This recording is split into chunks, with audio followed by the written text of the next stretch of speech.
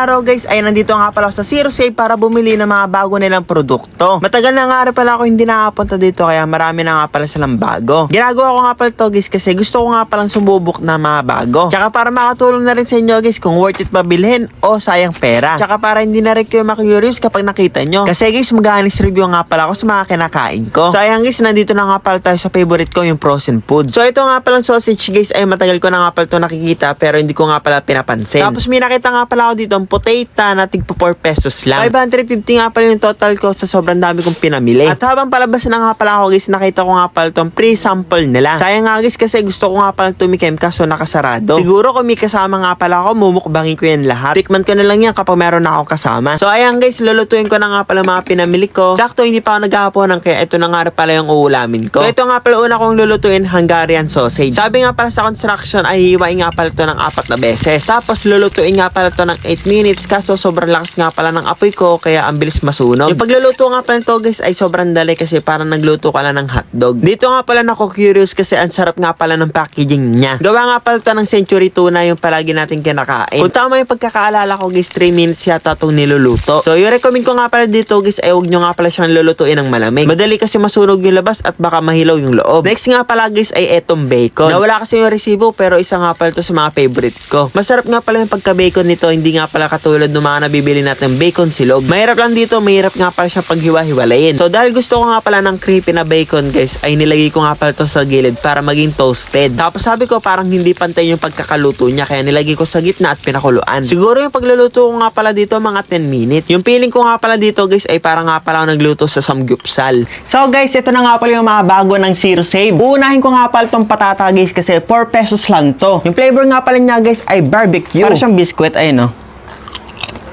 Grabe. Pwede yung ulam. Para siyang shawarma flavor kasi may pagkalasang kilikili. Sobrang powdery niya rin guys, oh, tingnan nyo. Hindi nga pala siya lasang patatas sa akin. Lasa siyang tinapay. Sour cream naman. Unlike nga pala sa barbecue na sobrang lasa, ito nga pala, huwalaan mo pa kung anong tinitikman mo. Nalalasaan ko pa rin yung barbecue flavor kaya i-rate ko nga pala ito ng 8/10 kasi 4 pesos lang. Ano i-expect mo sa 4 pesos? Tama-tama na to pang snacks. Meron ng kalaban si Josh Mojica. Kasing presyo lang din pala nito yung kay Josh Mojica. So ayun yung ano niya guys, kangkong niya.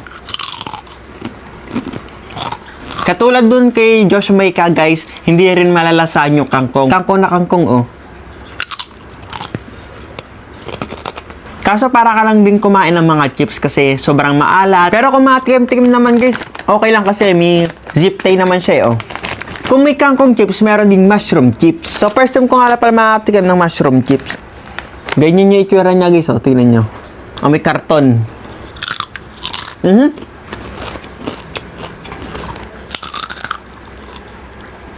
So ito guys ay mushroom chips pero lasang chicharon na may cheese. Ganun yung lasa niya, crunchy, lasang chicharon. Maalat yung cheese niya guys, as in. Siguro sa kaalatan niya 8/10. Next guys, ito, mixed nuts. Meron nga pala itong mani, green peas, cornic.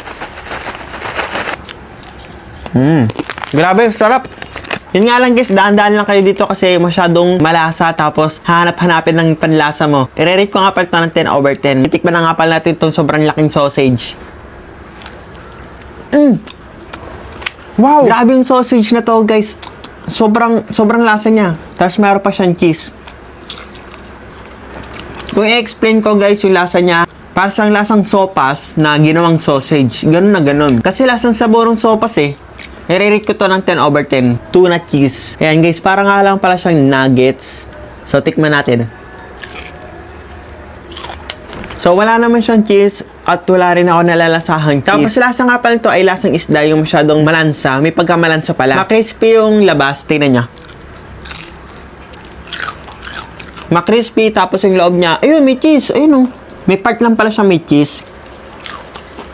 Yung cheese niya, guys, yung parang palaman sa cheese whiz. Yung parmiento, ganun. Next, guys, bacon. Ayan.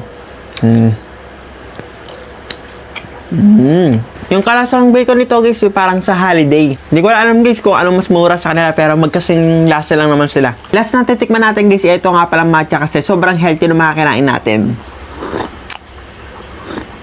So ayan guys, ang dami ko na nga palang nainom. So ito guys ay 5/10. Lasa lang siyang green tea.